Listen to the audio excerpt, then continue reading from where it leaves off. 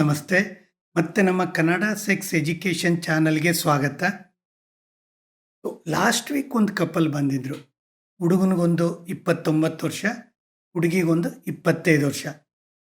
ಅವ್ರ ಕಂಪ್ಲೇಂಟ್ ಏನಂದ್ರೆ, ಮದುವೆ ಆಗಿ 2 ಮಂತ್ಸ್ ಆಗಿದೆ, ಬಟ್ ಇನ್ನು ಕನ್ಸೀವ್ ಆಗ್ತಿಲ್ಲ ಅಂತೇಳಿ. ಸಪ್ರೇಟಾಗಿ ಮಾತಾಡಿಸ್ಬೇಕು ಅಂತೇಳಿ ಹಸ್ಬೆಂಡನ್ನು ಕರೆದುಬಿಟ್ಟು ಮಾತಾಡಿಸ್ದೆ. ಅವ್ರ ಹಿಸ್ಟ್ರಿ ಏನಂದ್ರೆ, ನಾನು ಟೀನೇಜಲ್ಲಿ ತುಂಬ ಮ್ಯಾಸ್ಟರ್ಬೇಷನ್ ಹಸ್ತಮೈಥುನ ಮಾಡಿಕೊಂಡೆ. ಮೋಸ್ಟ್ಲಿ ನನ್ನ ಸ್ಪರ್ಮ್ ಎಲ್ಲ ಖಾಲಿ ಆಗಿದೆ ಅಥವಾ ಸ್ಪರ್ಮ್ ತಿನ್ ಆಗಿದೆ. ಅದಕ್ಕೆ ಮೋಸ್ಟ್ಲಿ ಮಕ್ಕಳಾಗ್ತಿಲ್ಲ. ಏನಕ್ಕಾದ್ರೂ ಮದುವೆ ಆದೆ. ನನಗೊಂಥರ ಭಯ ಆಗ್ತಾ ಇದೆ. ಏನು ಮಾಡೋದು ಅಂತ ಗೊತ್ತಾಗ್ತಿಲ್ಲ ಅಂತೇಳಿ ಅವ್ರ ಕಂಪ್ಲೇಂಟ್. ಈ ಥರ ಕ್ವಶನ್ನು ಎಷ್ಟೋ ಕಪಲ್ಲು ಮತ್ತು ಕೆಲವೊಂದು ಯೂಟ್ಯೂಬ್ ಕಮೆಂಟ್ ಸೆಕ್ಷನಲ್ಲಿ ಕೇಳ್ತಾ ಇರ್ತಾರೆ. ಆ ಟೈಮಲ್ಲಿ ಅಂದರೆ ಟೀನೇಜಲ್ಲಿ ನಾನು ಮ್ಯಾಸ್ಟರ್ಬೇಷನ್ ಮಾಡಿಕೊಂಡೆ, ಅದರಿಂದ ಮಕ್ಕಳಾಗಲ್ವ ಅಂತೇಳಿ ಇವತ್ತಿನ ವಿಡಿಯೋದಲ್ಲಿ ಅದ್ರ ಬಗ್ಗೆ ಒಂದು ಬ್ರೀಫಾಗಿ ಮಾಹಿತಿ ಕೊಡ್ತೇನೆ. ನಮ್ಮ ಚಾನಲಲ್ಲಿ ಮೆನ್ನು ಮತ್ತು ವುಮನಲ್ಲಾಗೋ ಸೆಕ್ಸ್ ಪ್ರಾಬ್ಲಮ್ ಬಗ್ಗೆ, ವಜೈನಾ ಅಥವಾ ಪೆನ್ನಿಸಲ್ಲಾಗೋ ಇನ್ಫೆಕ್ಷನ್ ಜೊತೆಗೆ ಇನ್ಫರ್ಟಿಲಿಟಿ ಕೌನ್ಸಿಲಿಂಗ್ ಬಗ್ಗೆ ಮಾಹಿತಿ ಇರುತ್ತೆ. ನಮ್ಮ ವಿಡಿಯೋನ ನೋಡಿ, ಲೈಕ್ ಮಾಡಿ ಮತ್ತು ಸಬ್ಸ್ಕ್ರೈಬ್ ಆಗಿ. ಸಣ್ಣ ಪುಟ್ಟ ಡೌಟ್ ಇತ್ತು ಅಂದರೆ ಯೂಟ್ಯೂಬ್ ಕಮೆಂಟ್ ಸೆಕ್ಷನಲ್ಲಿ ಹಾಕಿ. ಪರ್ಸ್ನಲ್ ಆಗಿ ಕನ್ಸಲ್ಟೇಷನ್ ಬೇಕು ಅಂತಂದರೆ ಮೇಲ್ಗಡೆ ಮೆನ್ಷನ್ ಮಾಡಿರೋ ನಂಬರ್ಗೆ ವಾಟ್ಸಪ್ ಮಾಡಿ.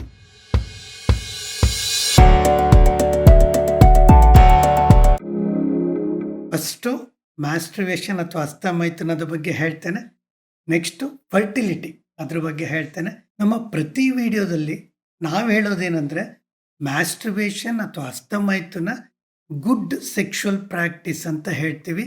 ಅಪರೂಪಕ್ಕೊಂದ್ಸರಿ ಮಾಡಿಕೊಂಡಾಗ ಇಲ್ಲೇನಾಗತ್ತೆ, ತಮ್ಮ ಖುಷಿಗೆ ಪೆನ್ನಿಸನ್ನು ಸ್ಟಿಮ್ಯುಲೇಟ್ ಮಾಡಿದಾಗ ಸ್ಪರ್ಮ್ ಹೊರಗಡೆ ಬರುತ್ತೆ, ಹಳೆ ಸ್ಪರ್ಮ್ ಹೋಗುತ್ತೆ, ಹೊಸ ಸ್ಪರ್ಮ್ ಬರುತ್ತೆ, ಒಂದು ರಿಫ್ರೆಶ್ ಅಂತ ಆಗುತ್ತೆ. ಆದರೆ ಮ್ಯಾಸ್ಟರ್ಬೇಷನ್ ಅಡಿಕ್ಷನ್ ಆದಾಗ ಬರೀ ಅದ್ರ ಬಗ್ಗೆನೇ ಗಮನ ಜಾಸ್ತಿ ಆಗಿರುತ್ತೆ. ಮೆಮೊರಿ ಅಥವಾ ಒಂದು ಫೋಕಸ್ ಕಡಿಮೆ ಆಗುತ್ತೆ. ಜೊತೆಗೆ ಸ್ಪರ್ಮ್ ಪ್ರೊಡಕ್ಷನ್ಗೆ ಅವಕಾಶನೇ ಇರಲ್ಲ. ಡೈಲಿ ಮಾಡೋವಂಥದ್ದು, ಡೈಲಿ 2-3 ಟೈಮ್ಸ್ ಮಾಡೋದು, ಅವಾಗ ಮೊಟಿಲಿಟಿ ಇರ್ಬೋದು ಅಥವಾ ಸ್ಟ್ರಕ್ಚರಲ್ ಅಂತೀವಿ, DNA ಪ್ರಾಬ್ಲಮ್ ಇರ್ಬೋದು, ಅದು ಶುರುವಾಗತ್ತೆ. ಇವುಗಳೆಲ್ಲರ ಜೊತೆಗೆ ಸೆಕ್ಸ್ ಪ್ರಾಬ್ಲಮ್ ಅಂತ ಹೇಳ್ತೀವಿ. ಎರೆಕ್ಷನ್ ಪ್ರಾಬ್ಲಮ್ ಇರ್ಬೋದು, ಇಜಾಕ್ಯುಲೇಷನ್ ಅರ್ಲಿ ಆಗುವಂಥದ್ದು, ಜೊತೆಗೆ ಸೆಕ್ಸ್ ಬಗ್ಗೆ ಇಂಟ್ರೆಸ್ಟೇ ಬರದೇ ಇರೋದು, ಈ ಥರ ಪ್ರಾಬ್ಲಮ್ಮು ಅಡಿಕ್ಷನಲ್ಲಿ ಆಗತ್ತೆ. ಮ್ಯಾಸ್ಟರ್ಬೇಷನ್ ಅಪರೂಪಕ್ಕೆ ಒಳ್ಳೆಯದು. ಅಡಿಕ್ಷನ್ ಆದಾಗ ಅದು ಫ್ಯೂಚರಲ್ಲಿ ಪ್ರಾಬ್ಲಮ್ ಆಗತ್ತೆ. ನೆಕ್ಸ್ಟ್ ಫರ್ಟಿಲಿಟಿಗೆ ಬಂದರೆ, ಹೆಲ್ತಿ ಸ್ಪರ್ಮು ಹೆಲ್ತಿ ಎಗ್ ಇತ್ತು, ಅವರಲ್ಲಿ ಯಾವುದೇ ಹೆಲ್ತ್ ಇಶ್ಯೂಸ್ ಇರಲಿಲ್ಲ. ಆ ಥರ ನೋಡಿದಾಗ ಒಂದು ರೇಷಿಯೋ ಏನು ಹೇಳುತ್ತೆ ಅಂದರೆ, ಮ್ಯಾರೇಜ್ ಆಗಿ 1 to 2 ಮಂತ್ಸಲ್ಲಿ ಒಂದು 15-25% ಕನ್ಸೀವ್ ಆಗೋ ಚಾನ್ಸಸ್ ಇರುತ್ತೆ. ಅದೇ ಥರ 3 to 6 ಮಂತ್ಸಲ್ಲಿ ಒಂದು 50% ಚಾನ್ಸಸ್ ಇರುತ್ತೆ. 8 to 10 ಮಂತ್ಸಲ್ಲಿ ಅರೌಂಡ್ 75% ಚಾನ್ಸಸ್ ಇರುತ್ತೆ.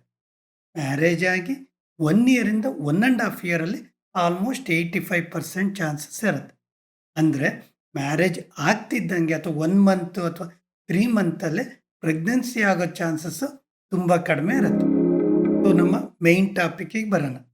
ಮ್ಯಾಸ್ಟರ್ಬೇಷನ್ನಿಂದ ಕನ್ಸೀವ್ ಅಥವಾ ಪ್ರೆಗ್ನೆನ್ಸಿಗೆ ಪ್ರಾಬ್ಲಮ್ ಆಗುತ್ತಾ ಅಂತ, ಅಥವಾ ಸ್ಪರ್ಮು ಕ್ವಾಂಟಿಟಿ ಕ್ವಾಲಿಟಿ ಕಡಿಮೆ ಆಗುತ್ತಾ ಅಂತ.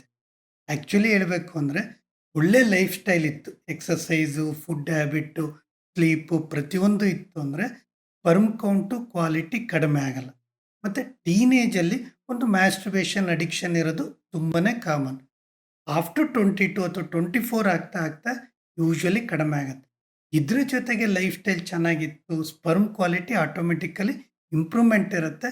ಆ ಕಾರಣದಿಂದ ಯಾವುದೇ ಕಾರಣಕ್ಕೂ ಅವಾಗ ಮ್ಯಾಸ್ಟರ್ಬೇಷನ್ ಮಾಡ್ಕೊಂಡಿರೋದ್ರಿಂದ ಕನ್ಸೀವ್ ಅಥವಾ ಪ್ರೆಗ್ನೆನ್ಸಿಗೆ ಯಾವುದೇ ತೊಂದರೆ ಆಗಲ್ಲ. ಫ್ರೆಂಡ್ಸ್, ಮ್ಯಾಸ್ಟರ್ಬೇಷನ್ ಅಡಿಕ್ಷನ್ನು ತೊಂದರೆ ಆಗುತ್ತೆ.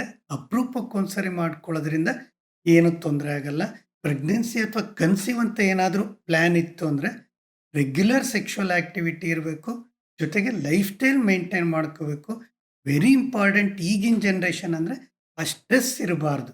ಯಾವಾಗ ಕಾರ್ಟಿಸೋಲ್ ಜಾಸ್ತಿ ಆಗುತ್ತೆ ಅಂದರೆ ಸ್ಟ್ರೆಸ್ ಹಾರ್ಮೋನ್ ಜಾಸ್ತಿ ಆಗುತ್ತೆ, ಸೆಕ್ಸ್ ಹಾರ್ಮೋನ್ ಸಪ್ರೆಸ್ ಆಗುತ್ತೆ. 1 ಇಯರ್ ಅಥವಾ 1.5 ಇಯರಲ್ಲಿ ಕನ್ಸೀವ್ ಆಗಲಿಲ್ಲ ಅಂದರೆ ಅವಾಗ ಡಾಕ್ಟ್ರನ್ನ ಕನ್ಸಲ್ಟ್ ಮಾಡೋದು ಒಳ್ಳೆಯದು. ಇದು ಇವತ್ತಿನ ನಮ್ಮ ವಿಡಿಯೋ.